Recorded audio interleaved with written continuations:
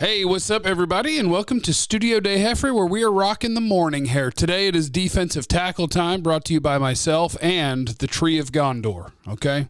We're talking defensive tackles. The Cowboys could very well be looking for one in this draft. Probably should be looking for one in this draft. I'm looking for a big boy. And as the Top 10 series continues from Studio Day Heffrey, it is time for defensive tackle chatter.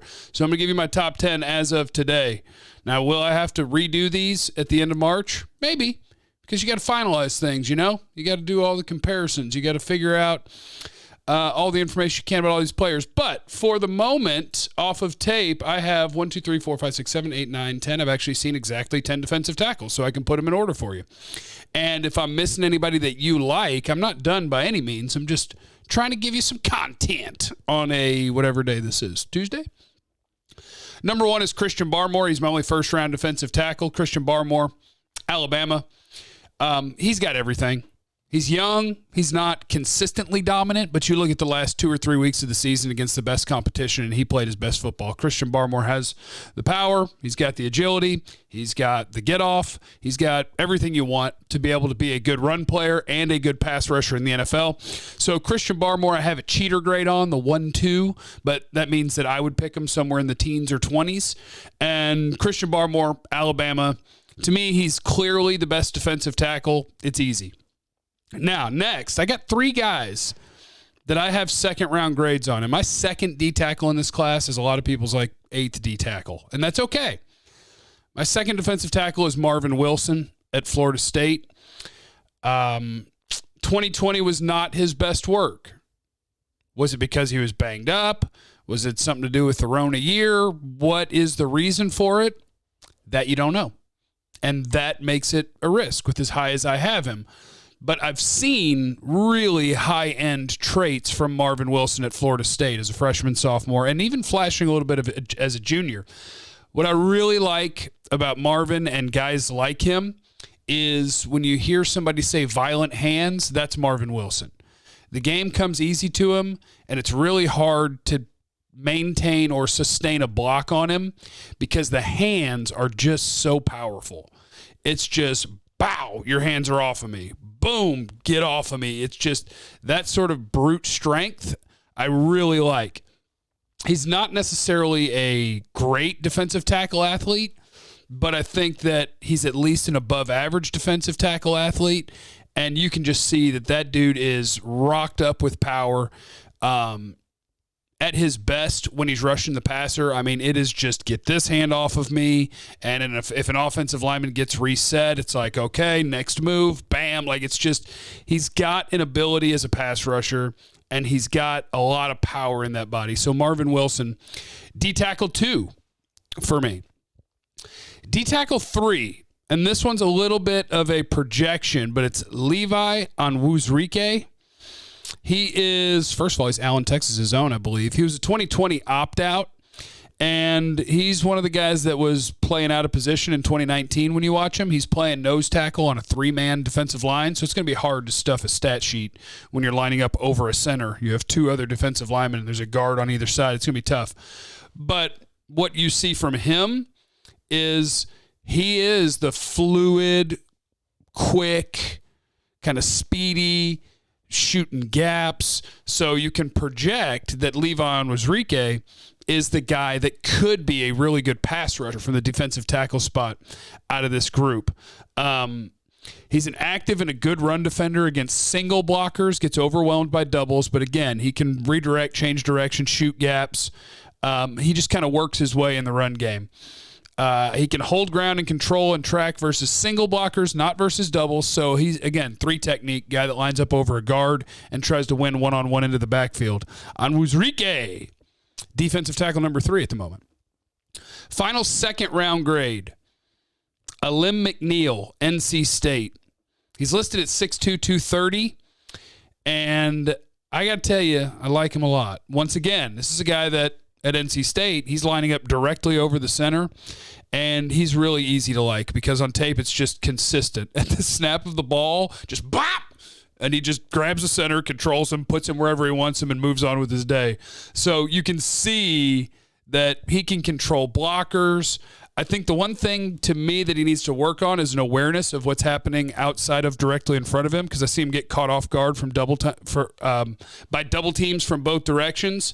But he's your big butt, stout anchor, but also some really good initial quickness with his feet for a guy that's 320 pounds. So one technique plus, potentially. Guy that can be really dependent in the run game and also offer you a little bit as a pass rusher. Alim McNeal, NC State, D-tackle number 4. D-tackle number 5, I watched last night. Let me see. Did I transfer the notes from one place to the other? It's the USC defensive tackle that people don't talk about as much. Not Tufa. It is his teammate whose last name is Tuipulotu. He is he's like Marvin Wilson, really. That's the thing that I really, really like. Because, again, I'm going to use the same term because it's true for him just like it was for Marvin Wilson. Heavy-handed.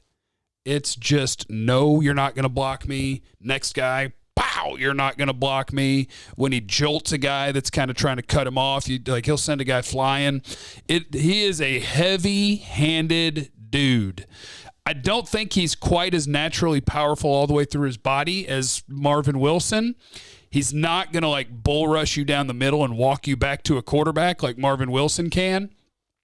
But you're talking about in the run game, a guy that can get free and is really tough to block and is going to move people around and is going to make plays in the run game. Tuipulotu. Excuse me. Tuipulotu. I'll learn to say it. I sure will. He is top of the third round guy for me. And that's probably higher than I've seen him anywhere else. But I don't care. Because what do we do around here? We trust the tape. Next, Ohio State's Tommy Tagai. He also played really well in the playoffs. And I can compare him to the guy right before him. Tuipulotu is harder to maintain a block on. Because, again, heavy-handed.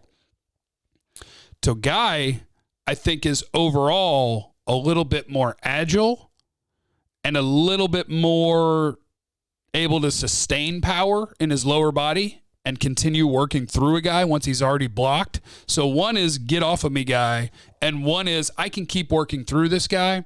And I may have him in the wrong order. That's something that I'll have to work at.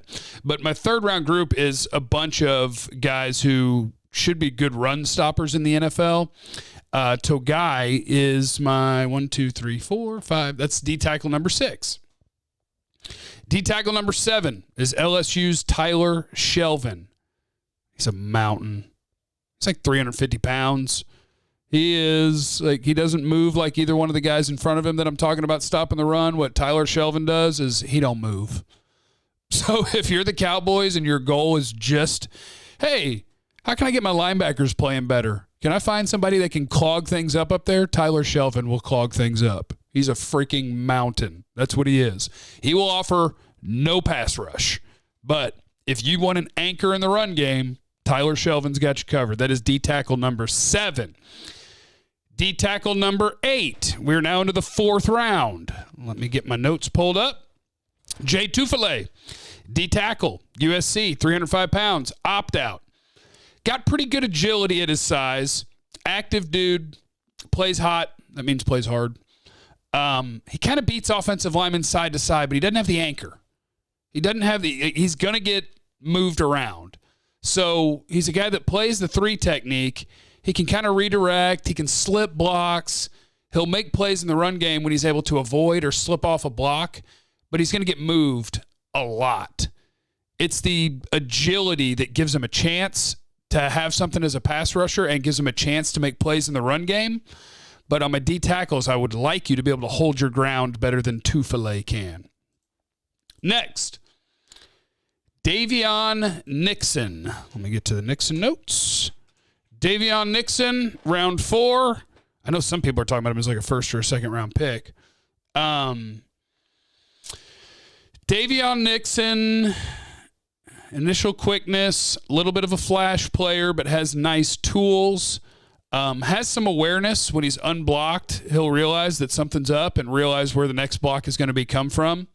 He's a pretty smooth mover for over 300 pounds. He runs and he stops well. Can't stand up to double teams. Won't overpower blockers, but active, works down the line to escape them. Doesn't shed blocks, but will athlete his way to splitting double teams. Lacks the great first step of a 3 technique. Lacks the anchor of a 1 technique. And then at the end, I just put, he's interesting. Can't shed.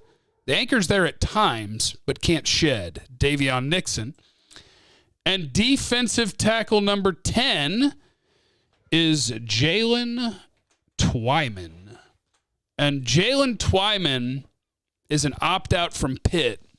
He didn't play in 2020. He had big numbers in 2019, 10.5 sacks, 12 tackles for loss. But to me, those numbers are not representative of what he was on a down-in, down-out basis. I can't take away the production that he had. He had 10.5 sacks, and he had 12 tackles for loss. But he's not consistently disruptive at all. He's not pressuring the quarterback all the time. He's got some decent moves. He's got a little arm over move. I did see him do the Aaron Donald cross chop at one point. So he's got some kind of pass rush moves, but he kind of plays high. His first movements as a rusher are too often lateral instead of up the field, so he's not putting enough pressure on blockers. He's got good movement skills. He gets moved by double teams. He doesn't dominate against single teams. So he's a light 3 technique with decent but not great athleticism and pretty good hand usage. So somebody will probably take him higher than that, but I couldn't make myself see it with Twyman. I see some of the tools you want in a defensive tackle, but at 290, I would rather you have more explosiveness in your first step. He kind of has to win with his hands, which if you can make that work in the NFL, that's great.